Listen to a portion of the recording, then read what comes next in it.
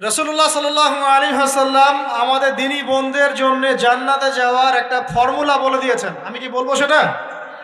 আচ্ছা, রাসূলুল্লাহ সাল্লাল্লাহু আলাইহি ওয়াসাল্লাম বলেছেন আমাদের দ্বীনি বোনেরা, আমাদের মায়েরা, এই নারী জাতি মাত্র 4টা কাজ করলে জান্নাতের যে কোনো দরজা দিয়ে ইচ্ছা প্রবেশ করতে পারবে। খুশি হন নাই? কয়টা কাজ? মাত্র 4টা। এক, যদি আমাদের দ্বীনি বোনেরা 5 ওয়াক্ত নামাজটা ওয়াক্ত মতো পড়ে, আল্লাহ পাক তৌফিক দান করুন, বলি আমিন। 2 নাম্বার, যদি তারা রমাদান মাসের রোজাটাকে ঠিক মতো আদায় করতে পারে।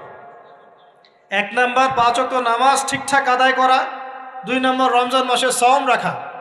3 নাম্বার তাদের লজ্জাস্থানের হেফাজত করা, মানে শরঈ পর্দা মেনটেন করা, শরঈ পর্দা মেনটেন করা। এবং আমি বলে দেই, চেহারাটা আপনাদের পর্দার অন্তর্ভুক্ত।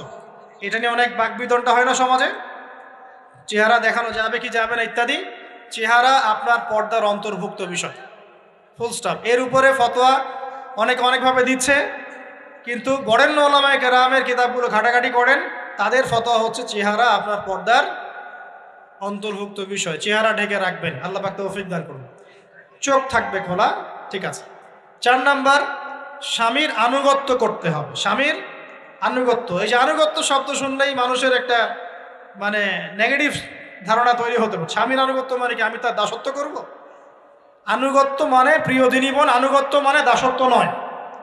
আনুগত্য মানে কোরআন সুন্নাহর যে বিধানগুলো আপনার স্বামী আপনাকে পালন করতে বলবে, আপনি সেগুলো করবেন, আপনি করতে বাধ্য।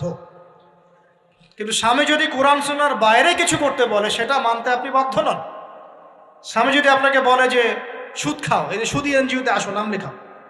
স্বামী যদি আপনাকে বলে যে আসো বেপর্দায় বাইরে যাই, সাজুগুজু করে বের হও, চলো ঘুরে আসে বেপর্দায়।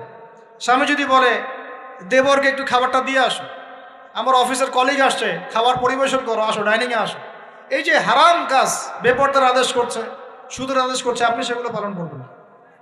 কিন্তু হালাল বৈধ যে কোনো বিষয় আপনি স্বামীর আনুগত্য করবেন, এটা আপনার উপর ফরজ। এই 4টা কাজ যদি আপনি করতে পারেন, জান্নাতের যে কোনো দরজা দিয়ে ইচ্ছা আপনি প্রবেশ করতে পারবেন ইনশাআল্লাহ। আল্লাহ পাক আমাদের দ্বীনি বোনদেরকে এই 4টা কাজ করার তৌফিক দান করুন। আমাদের সবাইকে আল্লাহ পাক জান্নাতের জন্য কবুল করুন, বলি আমিন। আসসালামু আলাইকুম। ইসলাম প্রিয় ভাই ও বোনেরা, আপনারা নিয়মিত ইসলামিক ওয়াজ মাহফিলের সুন্দর সুন্দর ভিডিও পেতে আমার চ্যানেলটি সাবস্ক্রাইব করতে পারেন। আর ভিডিওটি সবার আগে পেতে নোটিফিকেশান বাটনটি অন করে দিবেন। আর যদি ভিডিওটি আপনার ভালো লাগে তাহলে একটা লাইক এবং কমেন্ট করবেন।